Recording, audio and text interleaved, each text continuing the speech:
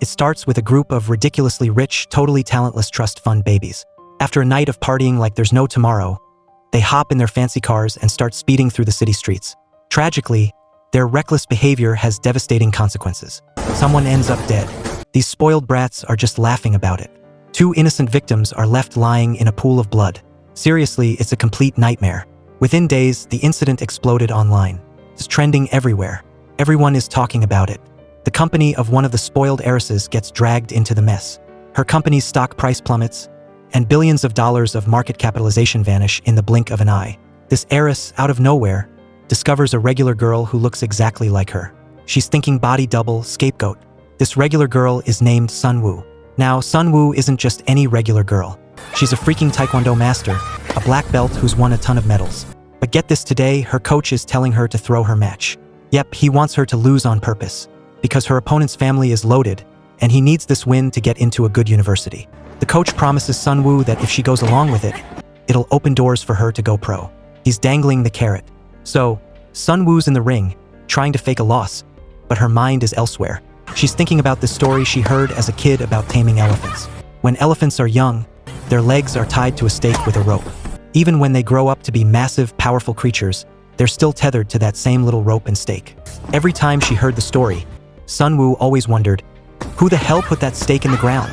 Following the script, Sunwoo gets knocked down, letting her opponent win. But this jerk can't just take the victory. She starts taunting her, mocking her. That's when something snaps in Sunwoo. She's had enough. She jumps back to her feet and unleashes a flurry of her signature kicks, knocking her out cold.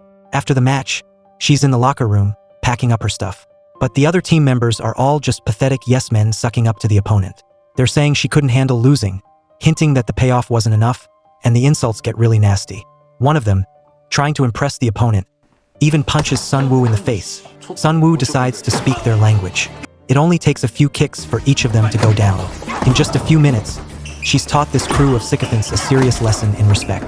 Then, Sunwoo heads straight for her opponent, who is now completely terrified. She's furious. She tells him that she's given back all his dirty money and that he can deal with it however he wants. Even though she looks totally badass, she gets kicked off the team. And because she needs to eat, Sunwoo's forced to take on all kinds of part-time jobs just to make ends meet. Sunwoo takes on a job as a school bus driver. No sooner does she get started than one of the kids on the bus sneaks a photo of her. Sunwoo's about to call him out on it, but the kid puts on this innocent act, like nothing happened. She figures it's not worth the trouble and lets it slide. After her shift, Sunwoo rushes to the hospital to visit her mom, who's in a coma, basically a vegetable. She spends some time talking to her mom, then steps out for a break. That's when she sees the news on TV. It's about a horrific hit-and-run accident. The driver killed 2 people and fled the scene. But here's the kicker. An anonymous source told the media that the culprit is Jian, the granddaughter of Chairman Han, who heads up this massive corporation. They even provided video evidence to the prosecutor's office. The news goes viral, and suddenly the media is swarming everything. Chairman Han is being pressured to speak out, but he's stonewalling them. Inside Han's office, he's livid. He storms into a board meeting, chewing out his top executives. "Are you people just sitting around twiddling your thumbs?" he yells. "You can't even handle something this small? How could you let this negative news spread like this?"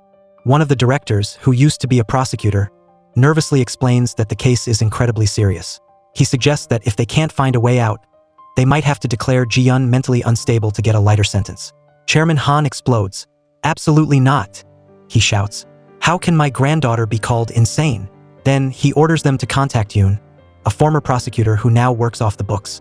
He believes Yoon is the only one who can take care of Jian's mess. That night, Yoon arrives at Chairman Han's office. He advises that they should sell the company before things get worse. He warns that if all the negative factors erupt at once, it'll be too late to handle. Chairman Han ignores the question. Instead of answering about selling the company, he asks if they found out who leaked the information about Jian. Here's the real twist. The person behind the leak is Ho Jung, Chairman Han's own grandson. Turns out, Ho Jung is adopted. He's been dedicated to the Han family for years, but Chairman Han always favored Jian. So, Ho Jung hatched a plan to put Jian in jail so that he can get more of the family benefits, more of the power. Yoon understands everything perfectly. He's just not going to tell Chairman Han the truth. Chairman Han reiterates that Jian is the only true heir of the family and that nothing, absolutely nothing, can happen to her. Sunwoo's back on her school bus route, just trying to get through the day. This time, all the kids are holding up their phones, filming her. Sunwoo can't take it anymore. She stops the bus and asks them straight up, "What are you doing?" The kids start shouting that she's the one who caused the hit and run and fled the scene. They shove their phones in her face, showing a post about Jian. And the picture is of someone who looks exactly like her. It turns out that the chubby kid from before posted the sneaky picture of Sunwoo online. And the internet immediately decided that she was Jian. While Sunwoo is trying to wrap her head around this insane situation, Yoon shows up out of nowhere. He introduces himself right away and takes her to a private place to talk. He mentions the online post and asks Sunwoo what she's really up to. Then, without any beating around the bush, he pulls out a picture of Jian. These two could be twins. Yoon explains that Jian has to go to the prosecutor's office in 3 days, but her health is already fragile. She's hiding out because she refuses to return to Seoul.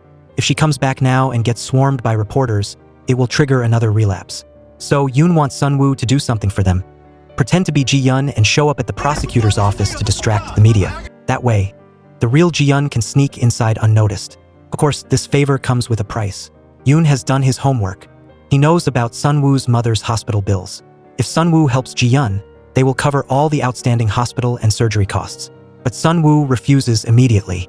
She flat out says she won't help a drug addict who caused a deadly accident and ran away. Yoon insists that Jian didn't cause the accident at all and that the drug use is a false accusation. He begs Sunwoo to help someone who's being framed. The next day, after a night of agonizing over it, Sunwoo finally agrees to help. But she has one condition. She wants to meet Jian in person first. Yoon immediately agrees to take her to where Jian is hiding. As soon as they see each other, even Sunwoo is stunned. They look so much alike that she starts to wonder if she has a long-lost twin sister. Jian, looking distraught, explains that she wasn't the one driving that night. It was her friend. She says she lent her car. As she tells the story, Jian gets more emotional. She suddenly starts gasping for air and collapses. Yoon rushes over, gives her some medicine, and tells someone to help her to her room to rest.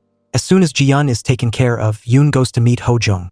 Ho-jung wants to see Jian, but Yoon knows what he's up to and flat out refuses. When that doesn't work, Ho-jung starts talking about the payoff. If Jian gets arrested, she'll be in prison for at least 10 years, he says. The chairman is getting old. I'll inherit the company. Surely you can see that it benefits me.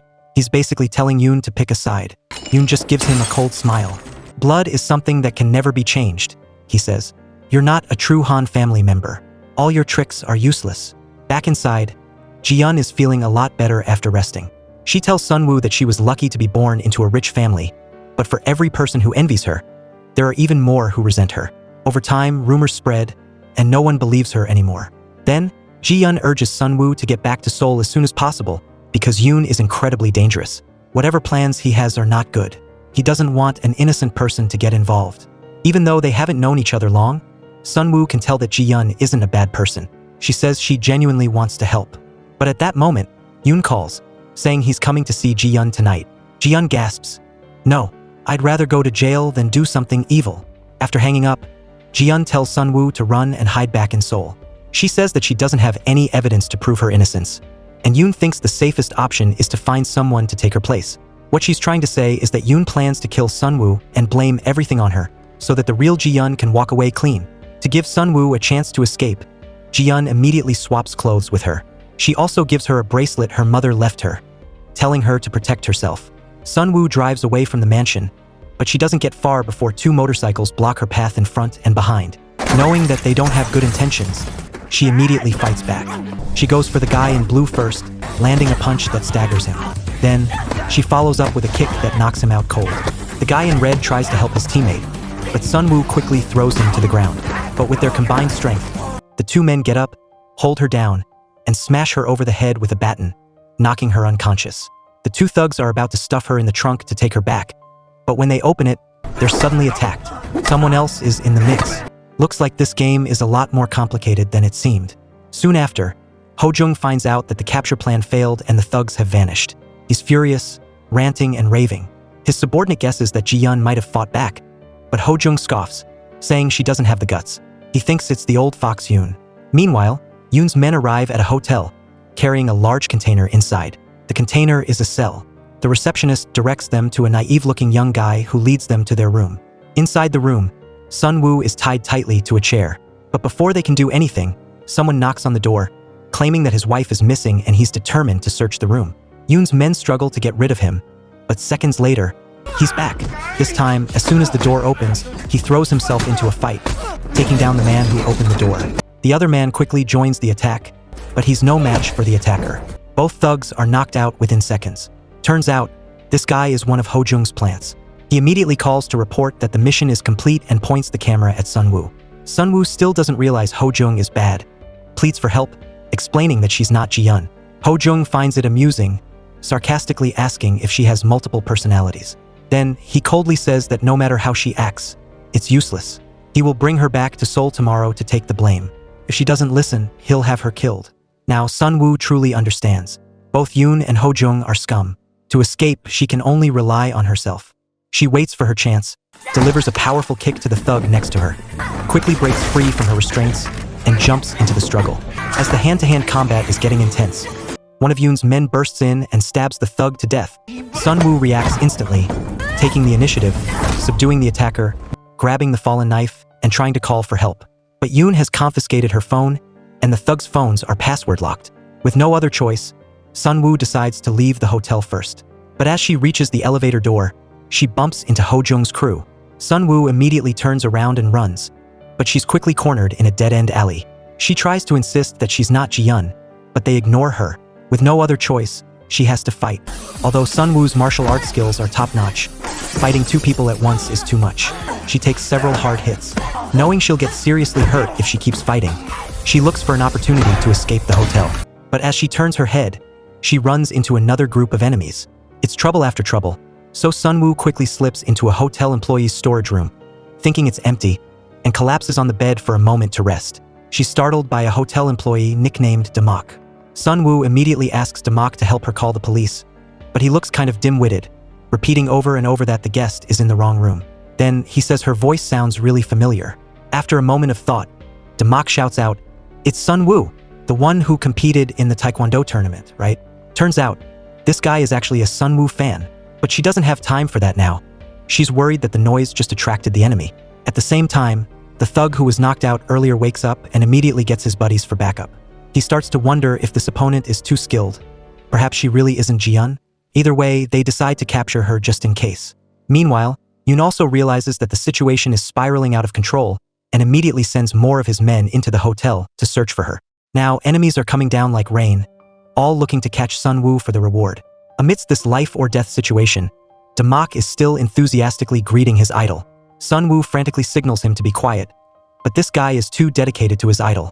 His mouth is constantly going, making Sun Woo desperately watch the enemy closing in. Left with no choice, she punches Damak, knocking him unconscious to temporarily quiet him down. Next, she peeks through the door to observe, seeing the thugs about to leave, but Damak wakes up and starts reciting hotel advertisements, revealing their location. Before long, the thugs break into the room. Sun Woo quickly hides in the bathroom, setting up an ambush and taking out one thug right away. She immediately kicks another thug to the ground, but the opponent quickly regains momentum, focusing attacks on her lower body. Taekwondo is strong with kicks, so after a few targeted blows, Sun Woo struggles to defend.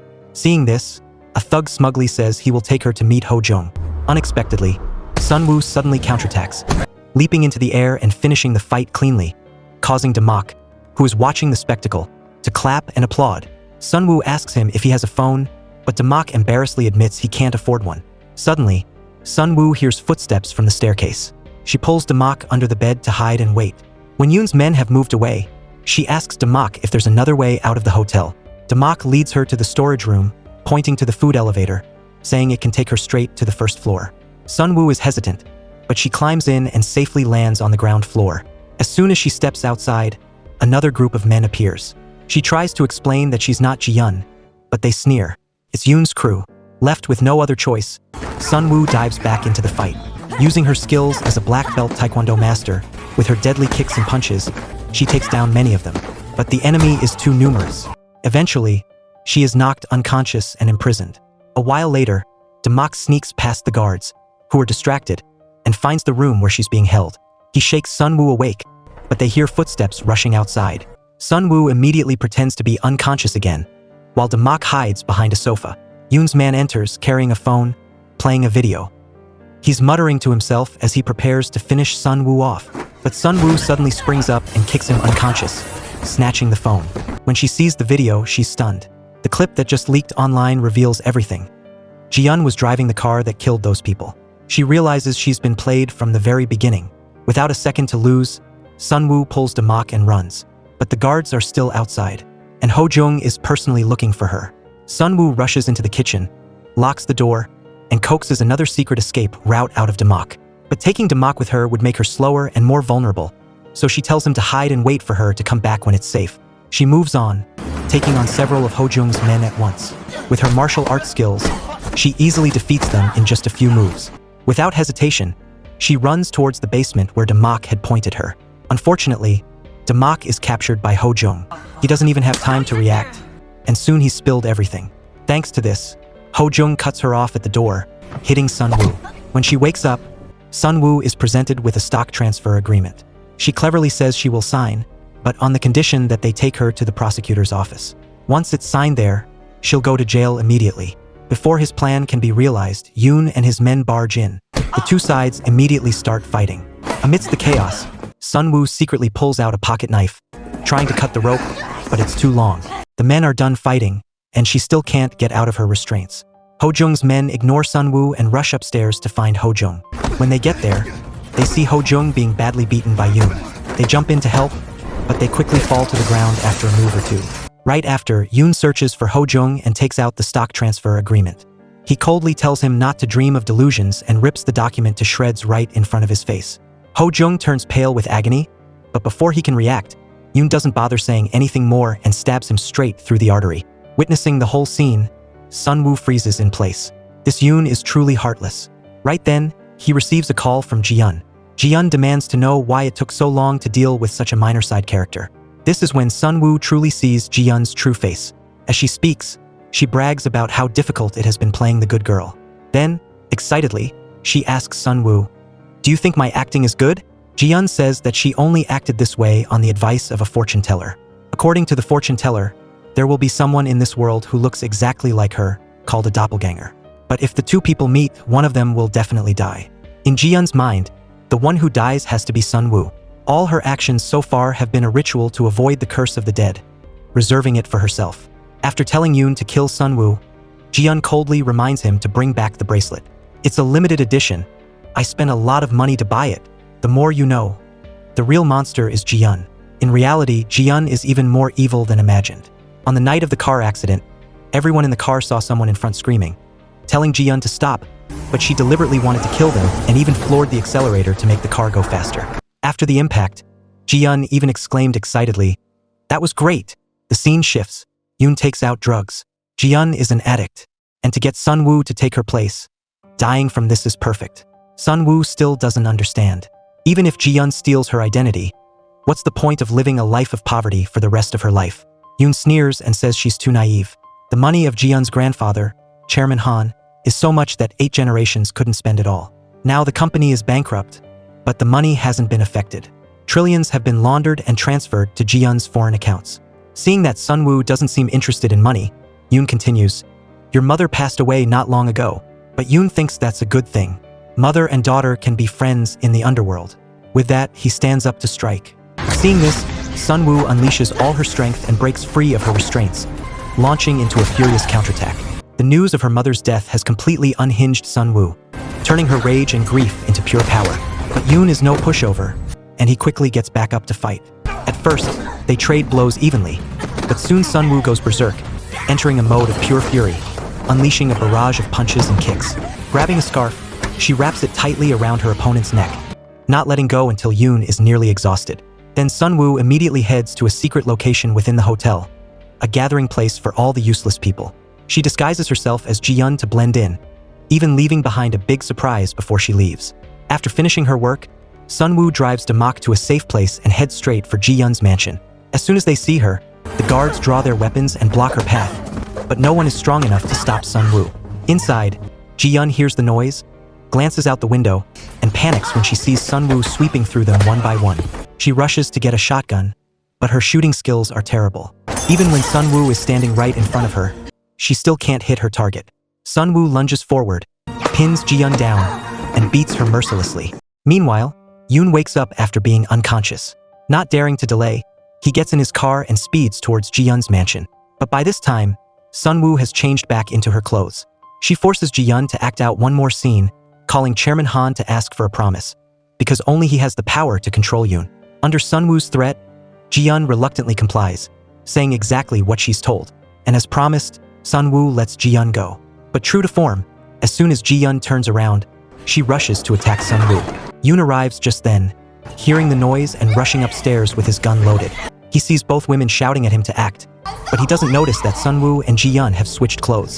So, Yoon kills the real Jian. Only he quickly realizes something is wrong because the surviving Jian has scratches on her hands, clearly from the fight, proving that this is Sunwoo, not Jian. By then, it's too late. If Chairman Han finds out that he killed his granddaughter, he will flay him alive.